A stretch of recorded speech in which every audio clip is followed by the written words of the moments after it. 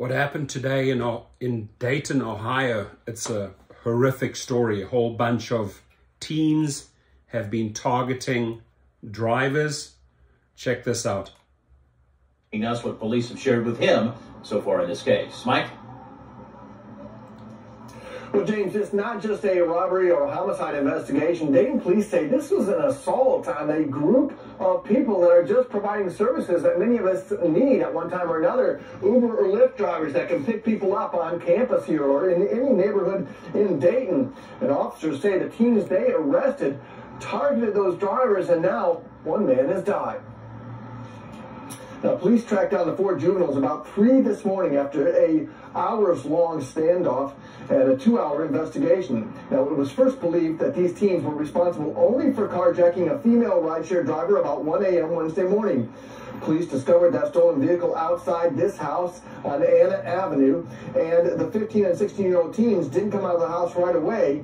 It led to a SWAT team call-out, and officers arrested the teens after daylight. But the robbery detectives handling that case began comparing notes with the homicide detectives handling a call that came in at 2 in the morning. That was because of a report of a car crash on Ferguson Avenue, but when officers got to the man inside the car that wrecked, they realized he'd been fatally shot. They learned he too was a rideshare driver, and they now believe the teens called him and then tried to rob him, but some type of confrontation led to the teens fatally shooting him as he tried to get away. And this doesn't appear to be the first time this group of 4 teens engaged in this type of behavior. As part of the investigation, obviously, they handled the incident at hand, but started looking out. And there were similar crimes in the area that have occurred, and we are working with a lot of our local partners at this time to piece that together. And back live now, Dayton police told me late this afternoon that both of the drivers victimized in today's crimes were working for Lyft. Now, I've been told Dayton police are now working with the sheriff's departments and several other local agencies comparing notes because they believe there have been similar crimes over the last few days, also possibly targeting rideshare drivers. Stay with us next hour. We're working to get you more information about that and also bring you some of the calls that led police to start the investigations about today's 2 crimes. For now, reporting live in Dayton. Horrific stuff. I'm glad they got them. I have no idea what motivates teenagers to go after these drivers. What really hurts me is this video of the family.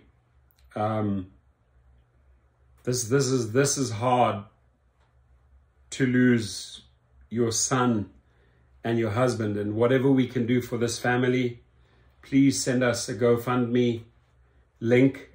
We would love to help you.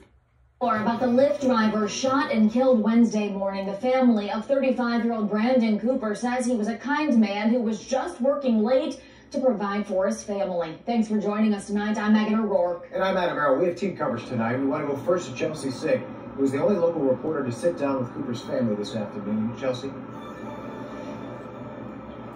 Adam, Megan, Dayton police say the deadly shooting happened early Wednesday morning. Now 4 teens face charges in connection to the Lyft driver's death. Now Brandon Cooper's family just hopes his story prevents future tragedies. Brittany Cooper says her Tuesday night with her husband, Brandon, went just like many before it. I went to bed around 11. I remember him coming in to give me a kiss goodbye. She says Brandon often drove for Lyft at night. He knew that, people would be going back and forth to bars, and he knew that less people were likely to drive so he could make more money. She wasn't comfortable showing her face on camera just yet, but she shared with me the last moments she spent with her husband. And I said, "Love you," as he walked out the door. He said, "Love you," and he closed the door. Hours later, she got a knock at the door. It was Brandon's mom. The hardest thing that I have ever had to do. So sorry, man. Was knock on this door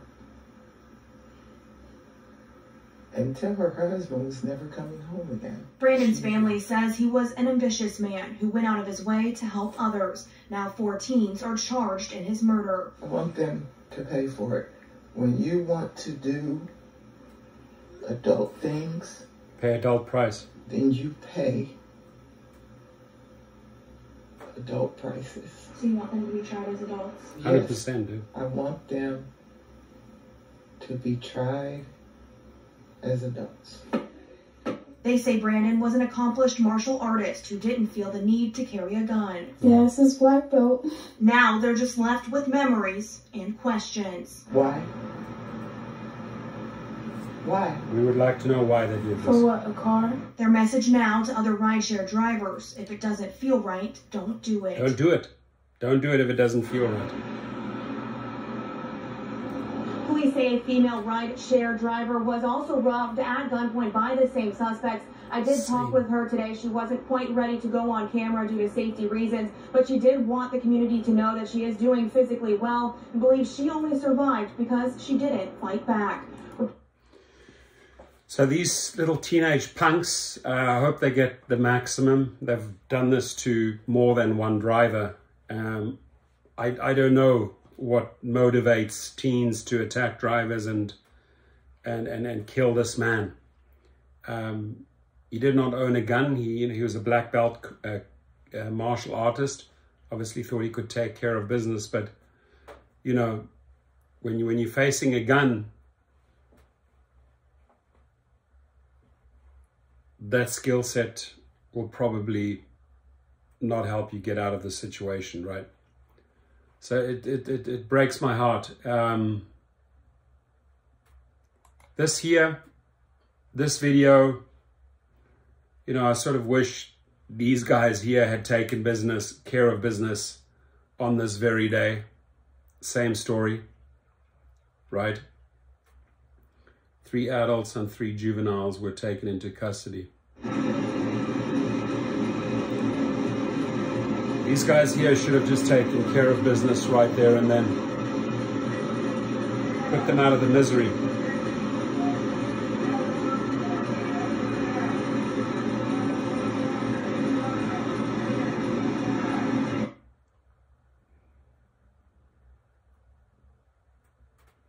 These SWAT teams don't mess around. They're going in.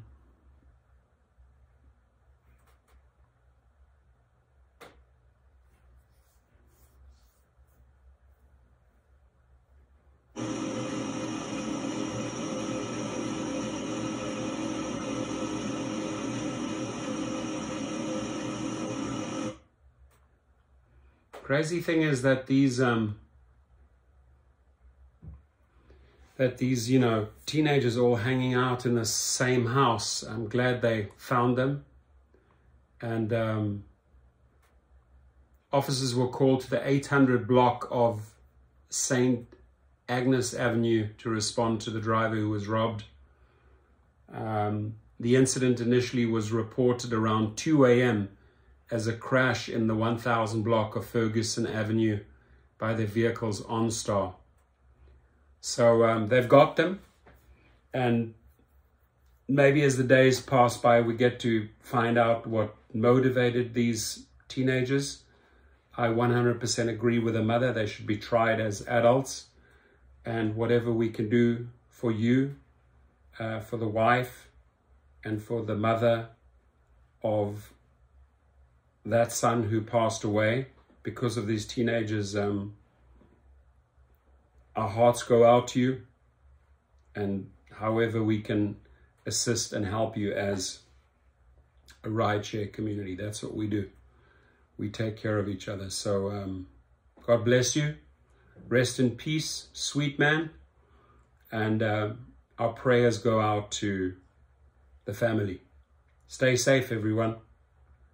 Make sure you don't run into a bunch of thugs like these. If you do, take care of business right there and then. Have a good night.